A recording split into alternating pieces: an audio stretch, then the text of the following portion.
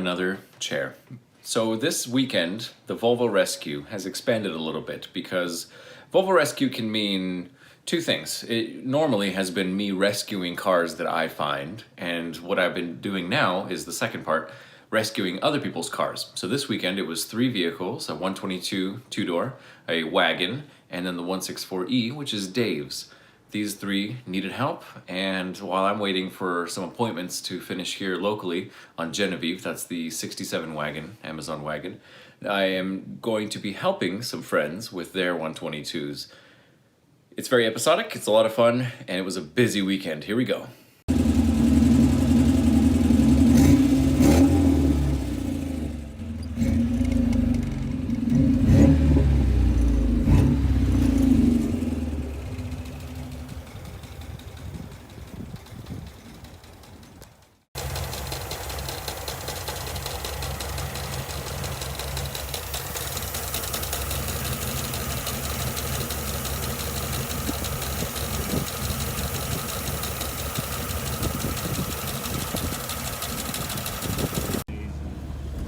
Funny how things just change here real quick.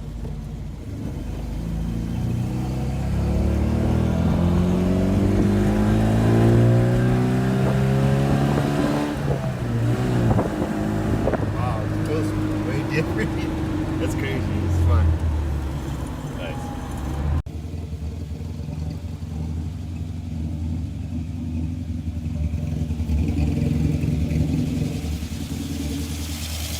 Well, the good thing is that now we have the light.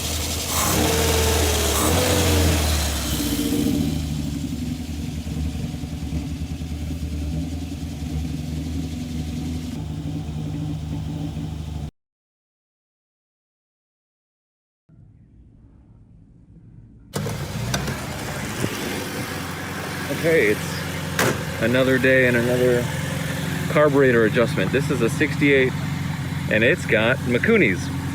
Let's figure out what's going on with it. Okay, this is Mikuni HSR carbs, which are pretty okay. They're fun motorcycle carbs, Japanese made. And we're just gonna find out what's going on today. It's running kind of rich. And they're on these little donuts. Same ones in Genevieve. Surgery. This is one of the adjustments.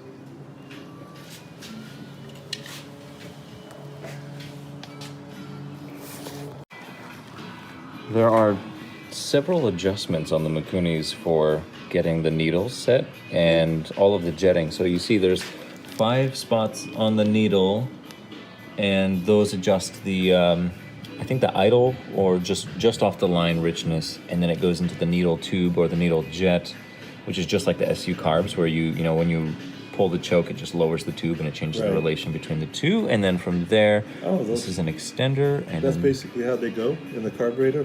I know different levels. Yep, and then you have the main jet, which is just a hole based on different sizes. Now she's running too rich, so we're gonna just go one step down on everything and see how that runs. Okay, so. Oh yeah, oh yeah, oh yeah. And the real MVP.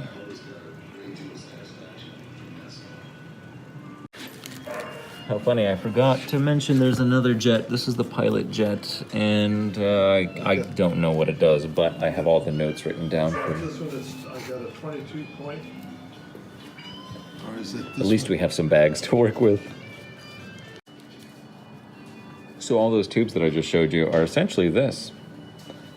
The very, very, very first opening at 0 is your pilot system. The second opening between 0 and a quarter throttle, the throttle valve.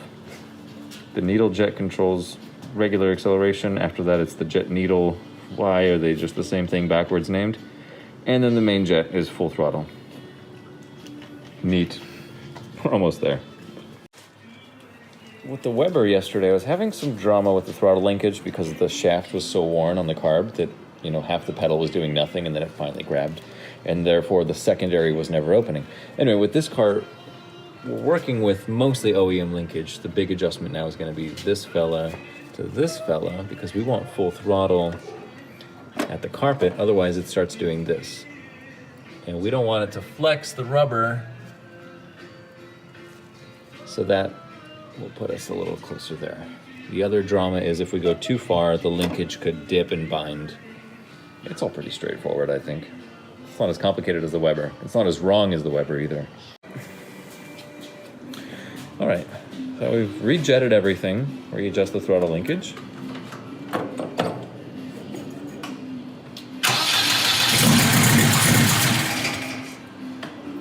Let that fuel come up.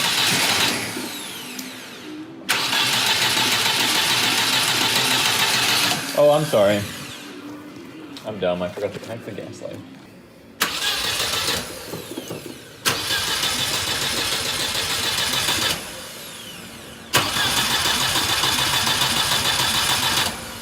Gotta fill those fuel bowls.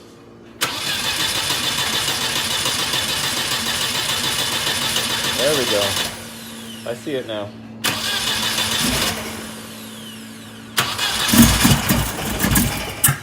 Whoa.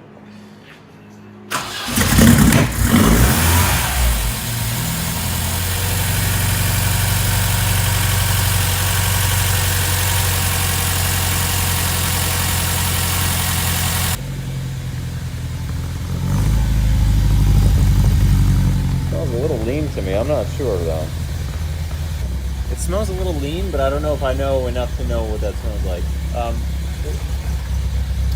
Give me some throttle. Again. All right, so it's adjustment time for the idle mixture. The pilot jet is a little too small at 22.5. This is a B20, but it's not a fancy build on it. So we're gonna go right to 25, which V Classics, I think, no, V Performance. Their technical article said that 22.5 is what they end up putting in a lot of these. That might be good for a B18 car, but we're gonna go one step richer here. And then our adjustment screw here should be within the reasonable range. You can see the jets on the bottom using the mirror, so it shows you that a lot of that work can be done in place. Even setting the float can be done with the carbs in place, but that's difficult because your head's gonna be upside down. Ask me how I know. Well, she's idling beautifully right now. And let's explore this. Woo!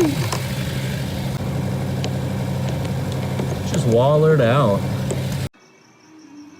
Sometimes we're so caught up on our jets and our needles and our adjustments, we completely overlook our vacuum leaks. It's kind of funny that, you know, the orientation of both were like that. And this is the one hole out of all the four that has a stop in it. It doesn't have a pass-through where the bolt can go as far as it needs to. And so this hardware was just a little too long and it was not allowing it to fully seat. Why it didn't leak before? The answer was a ton of RTV. The solution now has become slightly less amount of RTV, but a little bit of flipping around. Okay, as nightfall has approached, we've got a kill switch, we've got a key. Okay, that seems all right.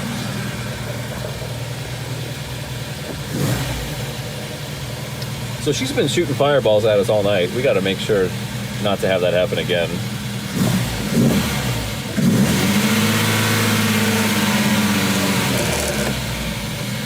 Did it get stuck again? Is it stuck again?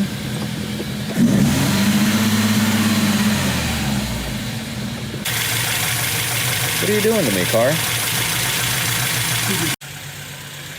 Boy, that color is gorgeous. Okay, so the couple issues we had were every time we touched the choke cable, it would adjust the idle, and then I think it would get stuck, and that would trip us up.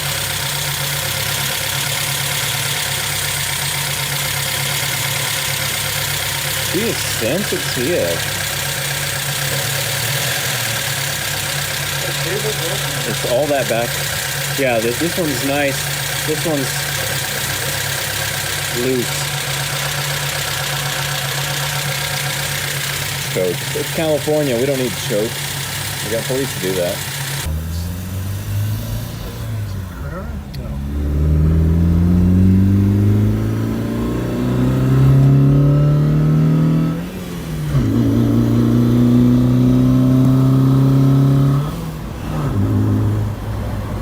that feel? Feels good. All right. Feels good. That's what I want to hear. And you know the other thing is? Huh. Oh, the pedal vibration? Oh, you mean because they're... There's a little vibration in the pedal, but it's yeah. But it's Looks like all of our work the paid rattle off. was what drove me up the hill. Great. You know, the vibration. I think all I got to do now is rescue Dave, and we'll have done 3 big repairs in one weekend.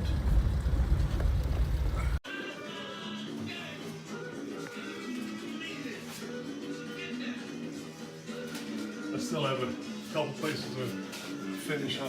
This is the best one right here. Oh, You know, we have the same birthday. That's why we get along so well. you and Raj. yeah. The Raj. Well, Dave says he got himself into a bit of trouble with the 164. Let's find out.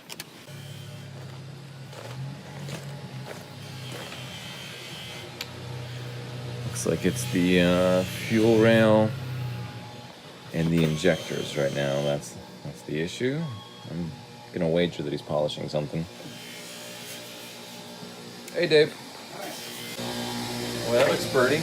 Ooh, Nice. that's the spare one that you gave me. Yeah, and it's already painted?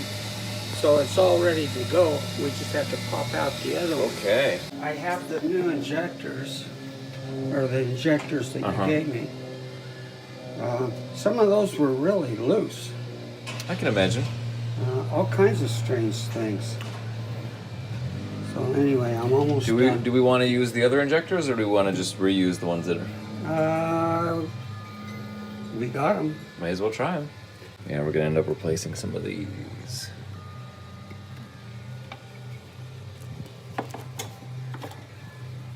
Seems the biggest drama with this is the wiring. Almost all the hoses. Alrighty. Here's a 1/4 inch. Are just a slight bit different in diameter. I wonder. So on the 73 164, we've got the spare harness, and that's got, you know, crunchy wires, a few broken spots, and all the typical dryness, but it is important to have some spares in case.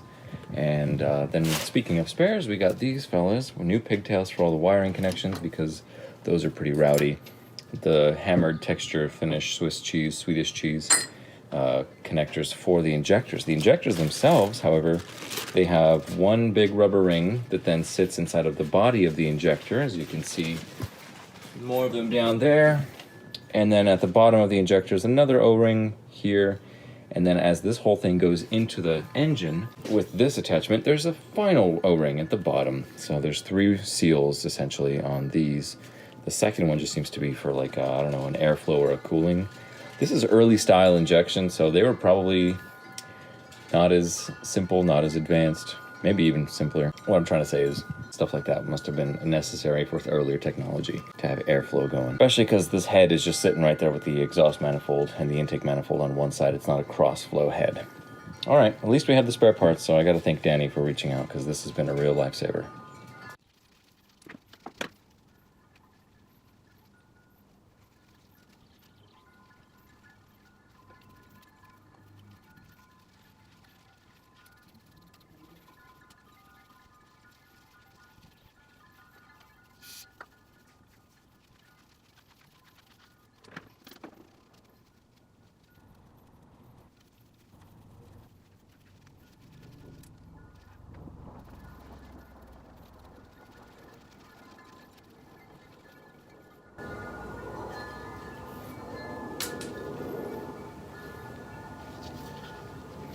I'm assuming the guy that had this car was not a perfectionist.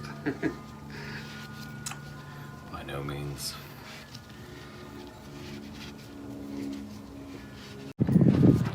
So this is the...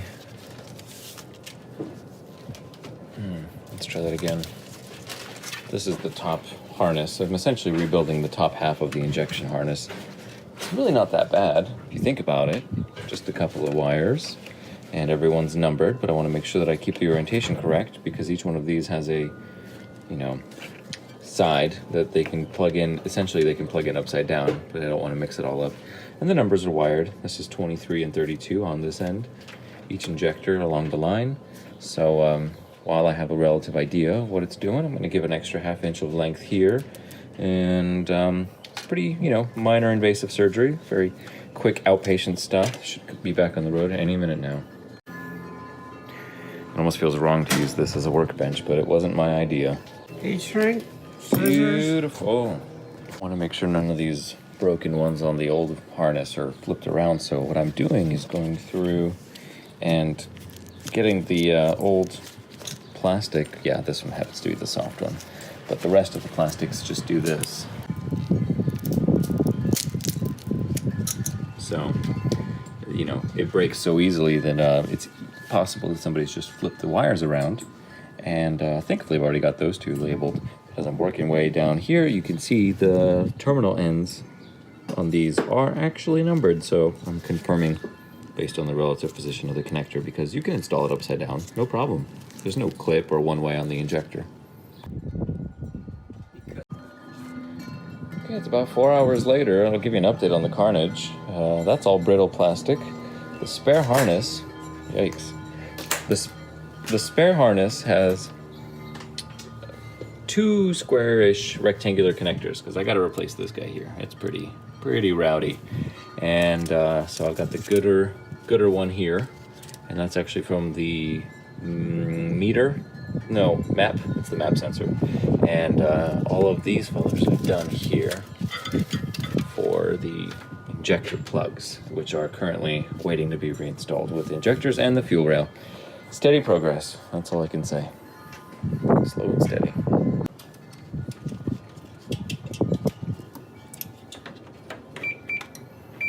It's funny that you're chasing threads while I'm chasing wires. Oh.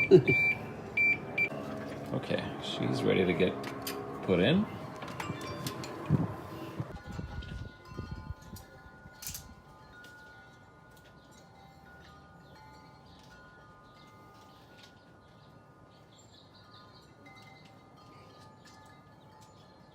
Let's just have a good step, because this is going to make sure lubing up everything is, it's going to go in smoothly. There are just too many pieces to this D-Jetronic. What were you thinking, Bosch? Nightfall descends, and the final hose clamp is attached. Mood. Yep. I'm sure your back hurts a little bit more than mine, and mine hurts. Gotta get some light here, but we'll start her up soon. So that's it? It's ready to start? Why don't we use the green book that JD sent us? Reference the color pictures. And this one goes to the, that goes all the way down there. All right, I'll turn the key and we'll hope for the best. Here's your inspection tool. Did you clean the ignition or anything? Or oil it? Yeah, It feels really good. What'd you do? I squirted WD-40 in it. Well, it feels brand new. You nervous? No, I was just going to get the fire extinguisher.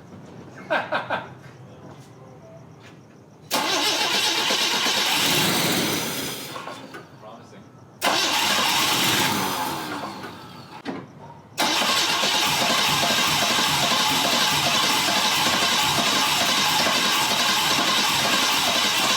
Hold it. We got a leak. That one did work. We took the flat screwdriver to 2 of them, Okay. and they sprayed. No, what my thinking was that if it was only this one, we ran out of pressure.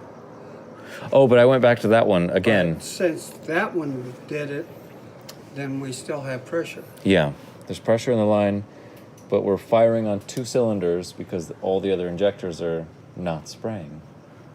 Let's go back to the other injectors. These are the old ones. It's 9:30. Let's do this. I'm game if you are. I'm hanging a flashlight from my ear because I get the task of cutting all the crimps from these and then removing the old hoses so that we can have new hoses put on our fuel injectors. These are, they're just crimped on. And I don't know, what is this supposed to be, a one-time use?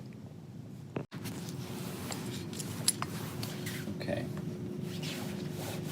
So all this carnage down here, you know, you see them being all cut up and everything. And then on the 6th one, I learn that if you just pull the hose out, just rip it out, then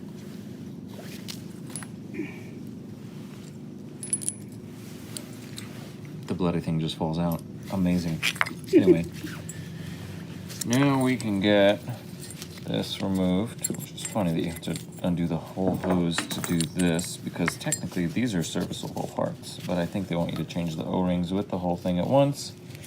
Anyway, that's all to say. Just say no to, well, this weekend we learned just say no to Weber's, and yesterday I learned just say no to Mikunis, and today I'm learning just say no to the flute. Just say no to D-Jet. How about that? There we go.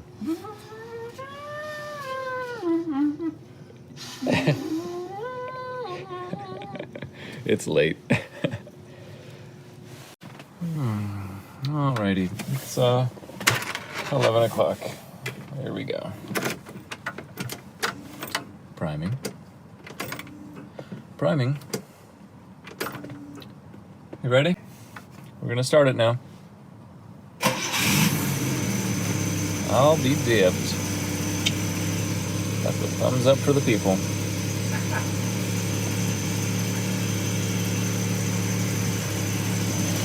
Well, Danny, if you're watching this, don't worry about it. It happens. That was an exercise in fertility. Where's the smoke coming from? Remember that spray that we used earlier? Okay. Just burning it off. Ooh, who's whistling?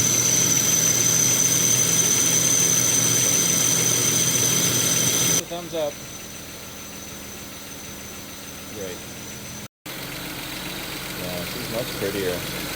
With this painted, with the new injector wires being all white, with the injector cap being that hammered powder finish, the painted valve cover, the cleaned up wiring, the cleaned up firewall. Just got to work on the hood and the fender, but she's really coming together.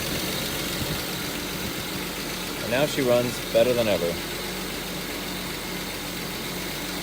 Well, we started the day with sleeper help, and we finished it with a gleeful cheer. I haven't eaten in 12 hours. Thanks for watching.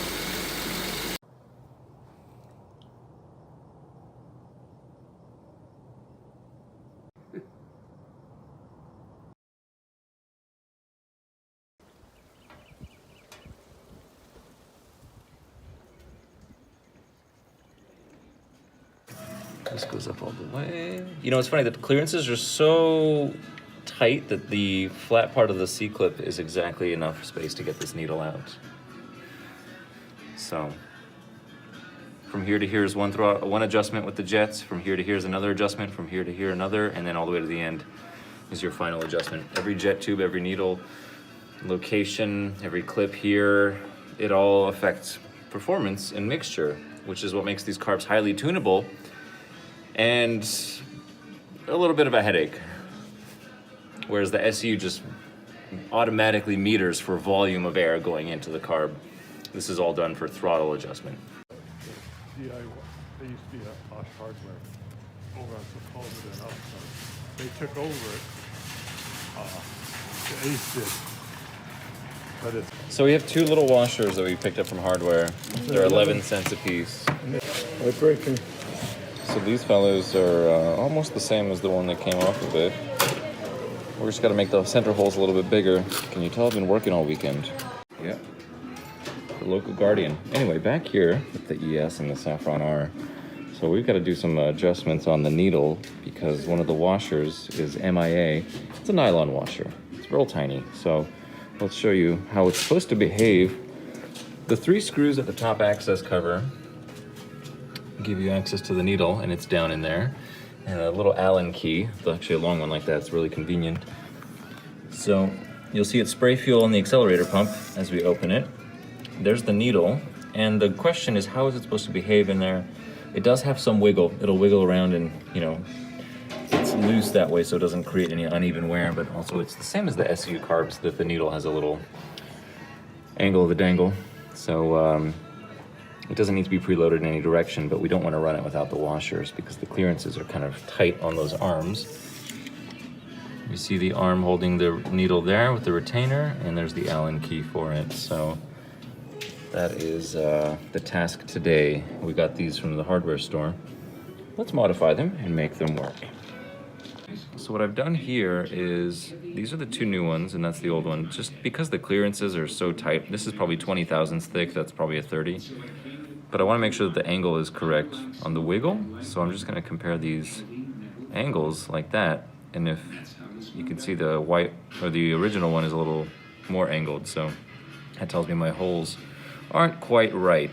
This might be overkill. It may just be enough to slip a washer in and that's it. But I want to make sure that the needle doesn't have any binding and can wiggle as much as the factory washer gave us. And since we're doing one with slightly thicker, we're going to end up doing two, so that the two carbs are synced up with that way. But the angle of the hole, that's a pretty good indicator there. More each time you go over. That's it right there. Got it. Turn the key, flip the kill switch. We're in neutral.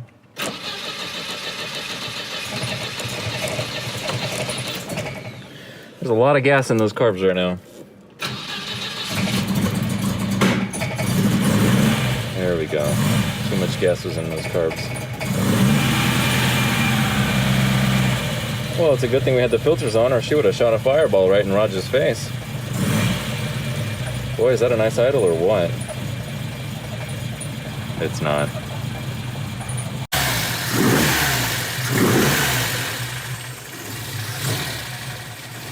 There's no choke on these.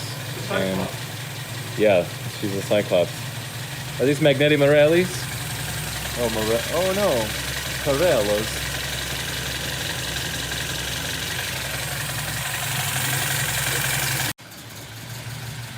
Look how much those filters dance.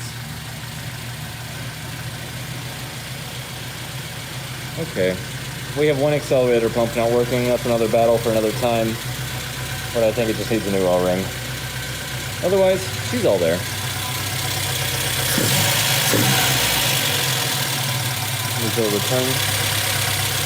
Needs a return spring added, but it's all okay.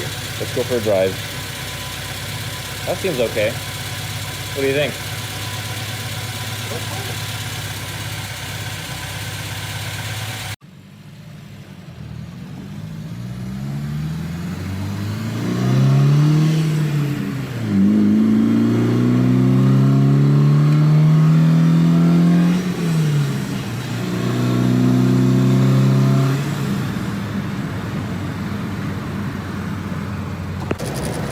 122 is in the backyard.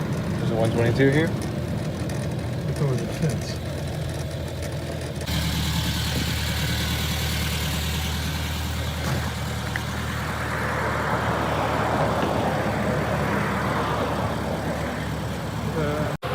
Okay, when you go to shop for old Volvos, do you show up in an old Volvo? Does that help the sale, or does that make them nostalgic and then they want to keep their car? Either that or they think we're trying to screw them for their money. They think we're trying to screw them. We're just wheeler dealers?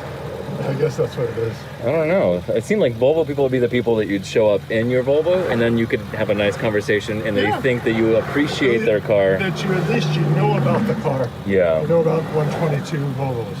And I won't be mad if they do get nostalgic and decide to keep it. A 68. That's cool. How'd you find it? Walking? Walking, I was looking at over all the fences. It helps to be a friendly giant. I'm gonna take you under the dash. I'll show you the pedal. Oh, look at all the wiring.